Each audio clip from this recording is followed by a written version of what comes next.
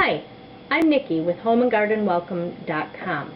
Today I'd like to share with you some techniques using the Tim Holtz Distress Reinkers. And we will use the Distress ink pad for one of the techniques. We're going to demonstrate some of the different techniques and the different looks you can get using the Distress Reinkers. We're going to be using a page protector. We will be using a Crafter's Workshop template. And we'll also be using a misting bottle. You can get the misting bottles, mini misters from Advantis. They come 3 in a pack, and they're perfect for misting with the Distress Reinkers.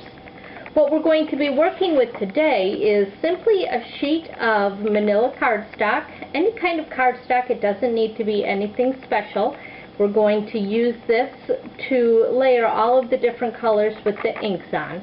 Before we get started, I'm going to go ahead and trim this into a couple 6x6 sections, and we'll be ready to get started. Okay, we've got our paper trimmed into a 6x6 square, and we're going to start with this background. As you can see, it's got kind of a mottled green and brown look to it, and we got that effect using a page protector. What I've done with my page protector is I've cut down 2 edges so that it will open up like a book. And now what I'm going to do is I am going to use my Distress Reink pad and just kind of put some splotches right directly on that page protector. And again, this is the Distress ink pad in peeled paint. Next, what I'm going to do is I'll be taking my Distress Reinker in brushed corduroy, and I'm just going to drop it over the top of my paper like that. Just some really good splotches so that it can smear well. Next, I'm going to go ahead and close my page protector and just kind of move stuff around. Smear that ink so it blends, and you can open it and close it again, kind of shifting that ink around on your page. Go ahead and take your sheet of paper, open it up, and set it right down inside your page protector and start moving the paints, or the inks. If you'd like, you can add a little spritz of water. There's just plain water in my mini mister here. That'll kind of help activate that ink and get it to blend a little bit more. You'll get some finer spots of the ink. And just continue working with your cardstock until you've absorbed as much of the ink as you can see here. This is the background. I did get a little bit of a different pattern on here than I did on my original card, but that's the beauty of using these sorts of distressing products, is nothing ever turns out the same. The next part that we're going to be working on is the background here, this smaller square that's set on the center of my main background. And I have another sheet of just plain manila cardstock that I will be working on. And I am going to be using a Crafter's Workshop template. This template is Cosmic Swirls. Just a really nice, gentle swirling. So first things first, in my mister bottle, what I'm going to need to do, I just have regular tap water in here right now. Just going to add a few drops of my reinker. You can add as much of the reinking fluid as you'd like, or as little as you'd like in here. The amount you add is going to determine what the final result is going to be. And I'm just going to shake that up.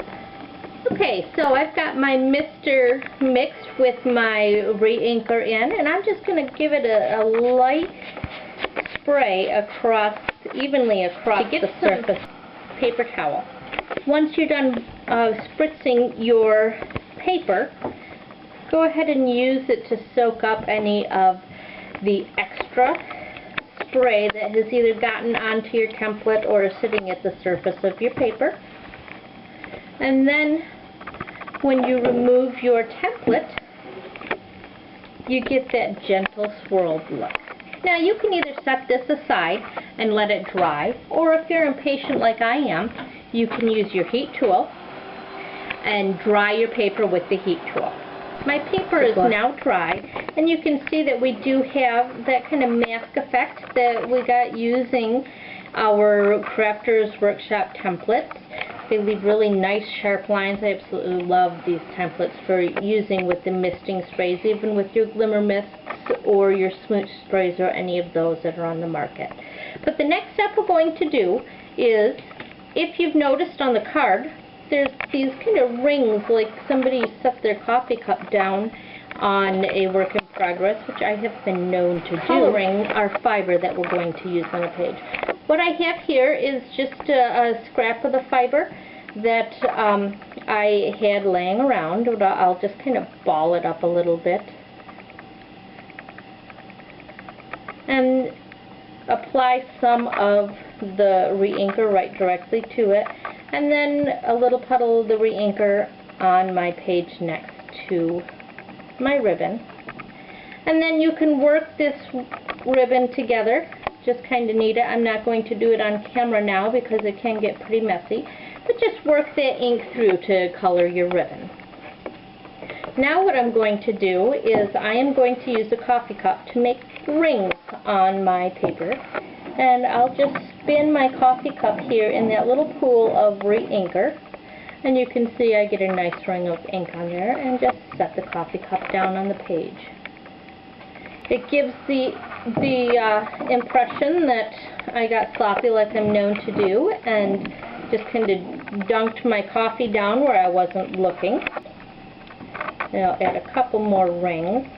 And you can see that it's a pretty saturated look. I'm not getting many drips. So if I wanted more of a drippy appearance, I can just take the re-inker spray that I made for the early part of the card, ring my coffee cup in through here, and put it down, and you'll notice that we get a little bit larger, wetter looking ring. And I'm just going to use that paper towel that I had used earlier, wipe off the rim of my coffee cup, and let that sit there and dry for just a couple seconds while we go on to the next part of the card. Now if you notice on the card, just part of the background, I've got some writing in here, some script. This here says cocoa, I've got coffee written here, just a couple of little things that I wrote there on the back. You could do swirls, whatever you'd like, and I do those using a water brush. This water brush just holds regular tap water in the barrel, has a brush tip on the end, and using this re-inker fluid that I have on my paper, I can just dip right in there and write whatever I'd like on my page. I'm going to say coffee here.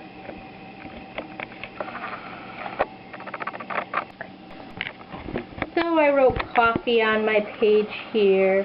Maybe I'll do cocoa over here.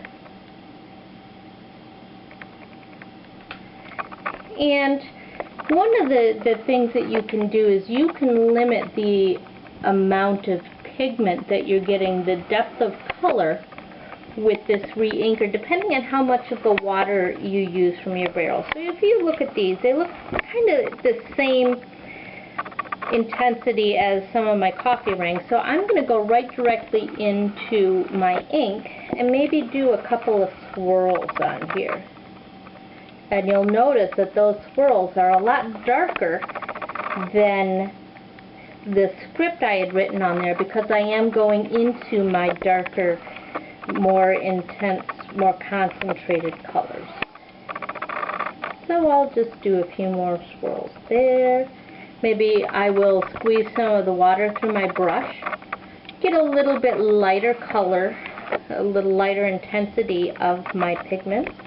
Maybe I'll do a couple of other swirls through here just to add a little bit extra. So we'll let that dry and we'll move on to our next part. Now finally, for this layer on our card, you'll notice that the edge is kind of torn and inked just to give it a little bit more of that rustic distressed look. And those of you who've ever used mulberry paper realize that paper tears a lot easier along a line where it's wet. So what I'm going to do is I'm just going to make a rough line along my paper here using my water brush and a little bit of the re-anchor, and then I am going to tear right along this line that I'm drawing.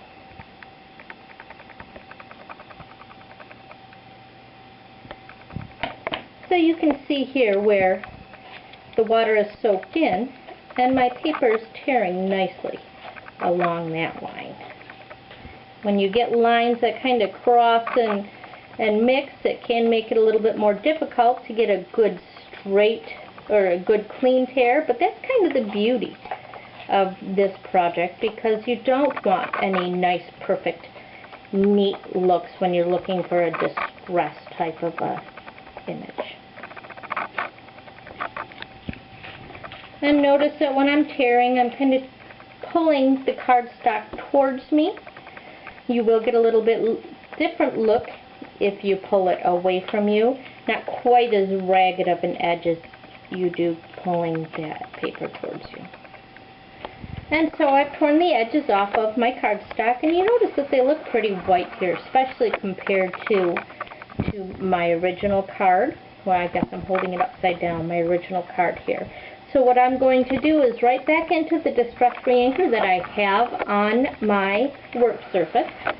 I'm just going to run the edges through, and you'll notice some areas are darker than others, which is what you want. Makes it kind of look like maybe somebody did lay this in their coffee on the ground. Almost like an old piece of parchment look. I've seen this done with the black soot Distress Re-Anchor, and it almost looks like it's burnt. So I really like this look here. It looks almost like an old map. So we're going to set this piece aside, and we are going to work on the final layer of our card, which is this little accent square. And I'm going to clean my work surface up a little bit. You've noticed that I worked some of the ink into my ribbon. I'm going to clean off the extras that I have here just with the paper towel. And when we come back, I will show you one final technique using the Distress Re-Anchors. Distress Re-Anchors, the final thing I wanted to show you was using baby wipes. Baby wipes are great not only for cleaning your hands and cleaning your surfaces, but with the Distress Re-Anchors, you can just, I've got a little bit too many here, I'm going to take some away. The ones that come stacked are a lot easier to use than the ones that are in the single pull packages, but they'll all work just the same. You'll go ahead and drop your re-anchor right directly onto your baby wipe. And you notice that ink spreads but stays close to the surface. This makes a wonderful stamp pad. I could take a stamp and right directly ink it using this as my pad and make my image using my stamps. You can make your own custom color stamp pads doing that. It really is fun to mix and blend, but what we're going to do is something a little bit different. I am going to take one of the baby wipes and kind of wrap it up. And you notice I get a little bit of a dauber in there. And so you can get a couple of different techniques. You can just kind of splotch it like this, twisting as you go, getting almost a sponged effect. You can swirl it on your paper, get yourself kind of a stained effect. But what I like to do, my favorite look, is digging down through your baby wipes. You'll see some that have just little splotches of the Distress Re-Anchor on them, and that's what I'm going to use to just kind of dab it.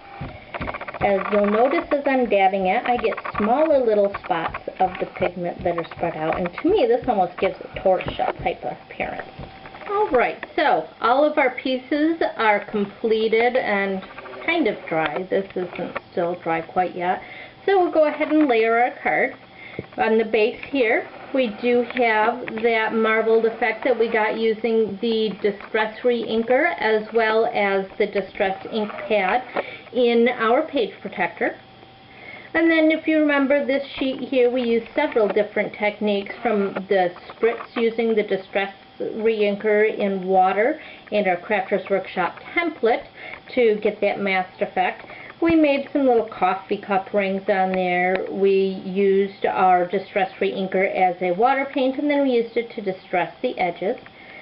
We also used the Distress Re-Inker to color this little bit of fiber that I went ahead and tied around on that section.